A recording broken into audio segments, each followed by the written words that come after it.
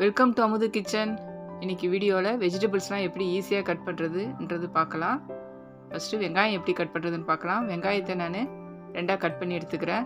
இது சாதாரணமாக நம்ம கத்தியில் கட் பண்ணுறதுனா இந்த மாதிரி கட் பண்ணணும். நமக்கு இந்த மாதிரி கட் பண்ணுறதுக்கு டைம் எடுக்கும். இது எப்படி ஈஸியாக நம்ம பண்ணுறதுன்னு பின்னாடி பார்க்கலாம். சாம்பாருக்கு பிரியாணிக்கெலாம் நம்ம இந்த மாதிரி கொஞ்சம் பெருசாக கட் பண்ணுவோம். நம்ம ஒரு வெங்காயம்னா ஈஸியாக கட் பண்ணிடலாம். 1 கிலோ 2 கிலோ கட் பண்ணுறதா இருந்தால் ரொம்ப கஷ்டமாக இருக்கும். நம்ம பொரியலுக்கோ இல்லை நம்ம ஆனியன் தோசைக்கெலாம் நம்ம இந்த மாதிரி பொடியாக கட் பண்ணுவோம். இது எப்படி நம்ம ஈஸியாக கட் பண்ணுறதுன்னு இப்போ பார்க்கலாம். இந்த மாதிரி ஸ்லைசர் எல்லார் வீட்லேயும் இருக்கும். இதனுடைய விலை 50 to 60 ரூபா அந்த லெவலில் தான் இருக்கும். வெங்காயத்தை நம்ம இந்த மாதிரி உரிச்சிட்டு இந்த ஸ்லைசரில் சீவிக்கலாம். முழுசாக சீவ வேணாம், கை பொத்துக்கும். அதனால் முக்கால்வாசி நம்ம சீவிட்டு எடுத்து வச்சுக்கலாம். இந்த மாதிரி வெங்காயம் வந்து நம்ம சீவி எடுக்கும்போது நம்ம பஜ்ஜிக்கு யூஸ் பண்ணிக்கலாம், இல்லை பக்கோடாவுக்கு, பிரியாணிக்கு நமக்கு மெலிசாக வேணும்னா அதுக்கெல்லாமல் யூஸ் பண்ணிக்கலாம். இந்த மாதிரி இருக்கிறது பஜ்ஜிக்கும், இந்த மாதிரி உதுத்து விடுறத நம்ம பிரியாணிக்கோ இல்லை பக்கோடாவுக்கோ நம்ம யூஸ் பண்ணிக்க முடியும்.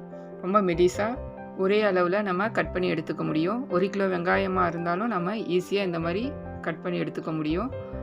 இப்போ நம்ம 3/4 பங்கு எடுத்ததை மீதி இருக்கும் இல்லைங்களா, அதை நம்ம இந்த மாதிரி கட் பண்ணி எடுத்துக்கிட்டோம்னா பக்கோடாவுக்கு, ஃப்ரைக்கு எல்லாமே நம்ம இந்த மாதிரி பொடி பொடியாக நறுக்கி யூஸ் பண்ணிக்க முடியும். ரொம்ப ஈஸியாக நம்ம யூஸ் பண்ணிக்கலாம். ரொம்ப நைஸாக நமக்கு வெங்காயம் வேணும், வெங்காய தோசைக்கு அந்த மாதிரினா இந்த மாதிரி நம்ம கட் போட்டுக்கலாம். எந்த அளவுக்கு நமக்கு சைஸ் வேணுமோ அந்த அளவுக்கு நம்ம கட் பண்ணிக்கலாம். இது நான் ரொம்ப நைஸாக வேணுன்றதுக்காக இத்தனை கட் போட்டிருக்கேன். இதை நம்ம அதே மாதிரி ஸ்லைசரில் வச்சு துருவி எடுத்துக்கலாம். ரொம்ப நைஸாக வரும். அப்படியே வெங்காய தோசைக்கு மேலே அப்படியே தூவி விட்டு நம்ம எடுத்துக்க முடியும். இந்த மாதிரி பெருசு பெருசாக நம்ம பன்னீர் டிக்காக்கு இல்லை வேறு எதுக்காவது வேணும்னா கூட நம்ம இந்த மாதிரி பெருசு பெருசாக கட் பண்ணி எடுத்துக்கலாம். வெங்காயம் வெரைட்டியாக நம்ம கட் பண்ணி எடுத்துருக்கோம். ரொம்ப நைஸானது. ஆனியன் தோசைக்கு, இதெல்லாம் சாம்பாருக்கு போட்டுக்கலாம். இதெல்லாம் நம்ம பஜ்ஜிக்கு போடுறதுக்கு நம்ம இந்த மாதிரி யூஸ் பண்ணிக்கலாம். இது நம்ம ஆனியன் ஃப்ரைக்கு இது யூஸ் பண்ணுறதுக்கு நல்லாயிருக்கும். இது பஜ்ஜி போடுறதுக்கு ரொம்பவே சரியாக இருக்கும். இது நம்ம கத்தியில் கட் பண்ணது.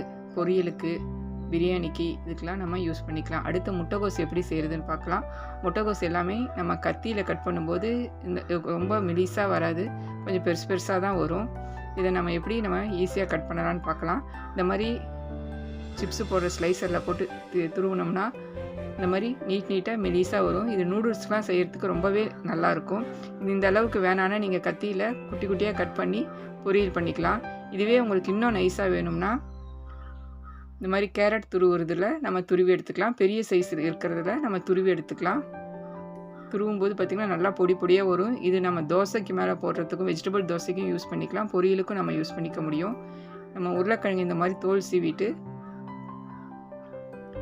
ஈஸியாக இதில் வந்து நம்ம தோலை மட்டும் எடுக்க முடியும். இந்த மாதிரி எடுத்துட்டு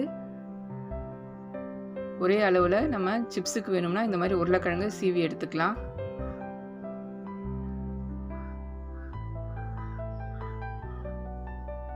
இது நம்ம நார்மலாக சிப்ஸு சீவுற மாதிரி சீவி எடுத்துக்க வேண்டியது தான். எடுத்துகிட்டு தண்ணியில் போட்டுட்டு துணியில் ட்ரை பண்ணிவிட்டு அப்படியே சிப்ஸு நம்ம போட்டுக்கலாம். அடுத்து கேரட் சேலடுக்கு வேணும்னா மெலிசாக நமக்கு வேணும் இல்லைங்களா, அதுக்கு இந்த மாதிரி சிப்ஸு சீவுறதுல நம்ம கேரட்டை தோல் எடுத்துகிட்டு ஸ்லைஸ் பண்ணி எடுத்துக்கலாம். சாதாரணமாக நம்ம கத்தியில் கட் பண்ணும்போது இவ்வளோ மெலிசாக ஒரே ஈவனாக வராது.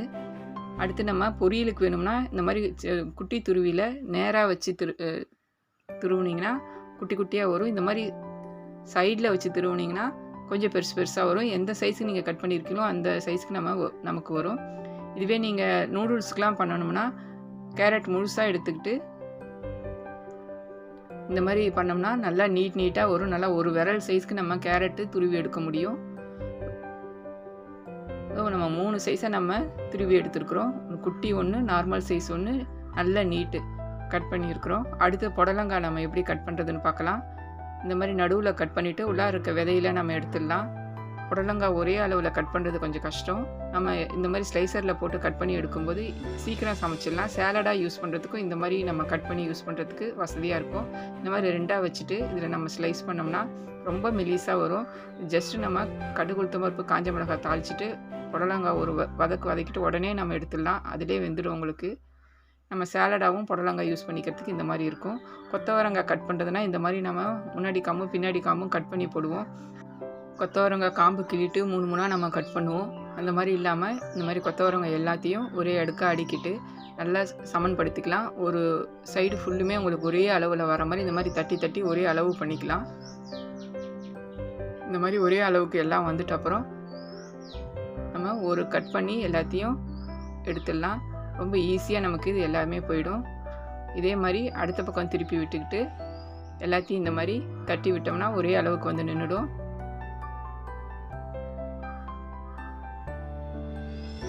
ஸோ 2 பக்கத்தையும் நம்ம ஒரு 2 நிமிஷத்தில் நம்ம காம்பை கட் பண்ணி எடுத்துடலாம். ஒரு 1/4 கிலோ கொத்தவரங்காவை ஒரு 5 நிமிஷத்தில் நம்ம கட் பண்ணிட முடியும். அழகாக கட் பண்ணி வச்சு பாருங்கள். முன்னாடி கட் பண்ணி வச்சுருக்கிறதையும் எடுத்து வச்சுக்கிட்டு அப்படி நம்ம கட் பண்ணிக்கலாம். இது ஒரு 150 to 200 கிராம் இருக்கிற அளவுக்கு நான் கொத்தவரங்காய் எடுத்து வச்சுருக்கிறேன். இது அப்படியே ஒரே நிமிஷத்தில் நம்ம கட் பண்ணி எடுத்துக்க முடியும். இல்லைனா நம்ம 2ஆ 3ஆ வச்சு ரொம்ப நாழி ஆகும் நமக்கு கட் பண்ணுறதுக்கு. இந்த மாதிரி கட் பண்ணும்போது ரொம்ப ஈஸியாக கட் பண்ணிக்க முடியும். அவ்வளோதான், நம்மளுடைய கொத்தவரங்காய் கட் பண்ணியாச்சு. கருவேப்பிலையில் நிறைய சத்துக்கள் இருக்குது, நமக்கு எல்லாமே தெரியும். அயன் நிறைய இருக்குன்றது தெரியும். ஆனால் கருவேப்பிலையை நம்ம குழம்புலையோ எதுலேயோ போட்டாலும் நமக்கு அப்படியே எடுத்து ஓரமாக வச்சுடுவாங்க. இந்த மாதிரி நைஸாக கட் பண்ணி நம்ம எதில் சேர்த்தாலும் நம்ம சாப்பாடுக்குள்ளாரே உங்களுக்கு கலந்துடும். அதனால் எடுத்து போகிறதுக்கு உங்களுக்கு வாய்ப்பு இல்லை. இந்த மாதிரி நம்ம மெலிசாக கட் பண்ணி போட்டுக்கலாம். மேலே தோசைக்கு மேலே இல்லை சாலடுலலாம் நம்ம இந்த மாதிரி பொடியாக கட் பண்ணி போடும்போது வாயிலும் மாட்டாது. நமக்கு கருவேப்பிலையும் நமக்கு சாப்பிட்ட திருப்தி இருக்கும். இந்த மாதிரி பூவாக நம்ம கட் பண்ணி எடுத்துக்கலாம். இல்லை உங்களுக்கு இன்னும் பொடியே வேணும்னா கத்திரிக்கோல் இருந்துச்சுன்னா இந்த மாதிரி கட் பண்ணி எடுத்துக்கலாம். குட்டி குட்டி குட்டியாக நம்ம கட் பண்ணி எடுத்துக்கலாம். ஸோ சேலடுக்கு இது உங்களுக்கு ரொம்பவே நல்லாயிருக்கும். மேலே தூவி விடுறதுக்கு கருவேப்பிலையை தூக்கி வெளியில் போட மாட்டாங்க. இது குட்டி குட்டியாக இருக்கிறதுனால எப்படியும் அவங்க சாப்பிட்டுடுவாங்க. அதனால் நம்ம கருவேப்பிலையை இந்த மாதிரி கட் பண்ணி சேர்த்துக்கலாம். ரொம்ப ஈஸியாக கட் பண்ணிக்க முடியும். நம்ம கருவேப்பிலை, கொத்தவரங்காய், புடலங்காய்லாம் எப்படி ஈஸியாக கட் பண்ணுறதுன்னு காமிச்சிருக்கிறேன். இந்த மாதிரி முள்ளங்கி உங்களுக்கு தோல் எடுத்துகிட்டு ரவுண்டாக சாம்பாருக்கோ இல்லை பொரியலுக்கோ இந்த மாதிரி கட் பண்ணிவிட்டு நம்ம அடிக்கிட்டு அப்படியே கட் பண்ணி சீக்கிரமாக சமைச்சிக்க முடியும். இந்த மாதிரி அடுக்கி வச்சுட்டு வாழைத்தண்டு நறுக்கிற மாதிரி நறுக்கி எடுத்துக்கலாம். நம்ம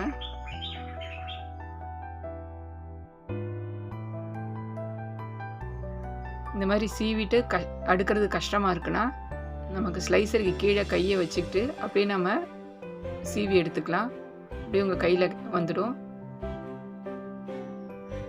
இந்த மாதிரி நம்ம எவ்வளோ கை வந்து உங்களுக்கு தாக்கு பிடிக்குமோ அந்த அளவுக்கு நம்ம சீவி எடுத்துக்கிட்டு இதை அப்படியே அடிக்கி வச்சிடலாம்.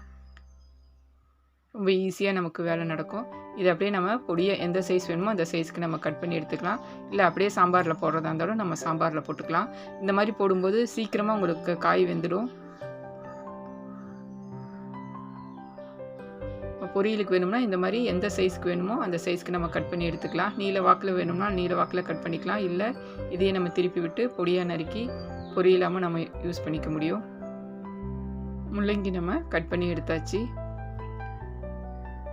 இதெல்லாம் நம்ம தோசைக்கு மேலே தூவி விட்டு நம்ம சாப்பிட்டோம்னா ரொம்பவே நல்லாயிருக்கும். முள்ளங்கிலாம் இந்த மாதிரி மெலிசாக கட் பண்ணி. ஸோ வெங்காயம் கட் பண்ணி வச்சுருக்குறோம், முட்டைகோஸ் கட் பண்ணி வச்சுருக்குறோம், அடுத்து கேரட் 3 விதமாக கட் பண்ணி வச்சுருக்குறோம், உருளைக்கிழங்கு தோல் சீவி சிப்ஸு போடுறதுக்கு ரெடி பண்ணி வச்சுருக்குறோம், அடுத்து கருவேப்பிலை 2 விதமாக கட் பண்ணியிருக்கிறோம், முள்ளங்கி 2 விதமாக கட் பண்ணியிருக்கிறோம், புடலங்காய் கட் பண்ணியிருக்கோம், கொத்தவரங்காய் கட் பண்ணியிருக்கிறோம். இது எல்லாமே ரொம்ப சீக்கிரமாக ஈஸியாக கட் பண்ணிட முடியும். இன்றைக்கி வீடியோவில் வெஜிடபிள்ஸ் எப்படி ஈஸியாக கட் பண்ணுறதுன்ட்டு நான் காமிச்சிருக்கிறேன். உங்களுக்கு இந்த வீடியோ பிடிச்சிருக்குன்னு நினைக்கிறேன். உங்களுக்கு இந்த வீடியோ பிடிச்சிருந்துச்சுன்னா உங்களுடைய ஃப்ரெண்ட்ஸுக்கு ஷேர் பண்ணுங்கள். என் சேனலை சப்ஸ்கிரைப் பண்ணி பெல் ஐக்கானை கிளிக் பண்ணி வச்சுக்கோங்க. நான் போடுற அடுத்தடுத்த வீடியோ நீங்கள் தொடர்ந்து பார்த்துக்க முடியும். நான் நிறைய ஹெல்த்தி வீடியோஸ் ஷேர் பண்ணியிருக்கேன். அதனுடைய லிங்க் எல்லாமே டிஸ்கிரிப்ஷன் பாக்ஸில் கொடுத்துருக்கேன். அதையும் செக் பண்ணி பாருங்கள். தேங்க்யூ.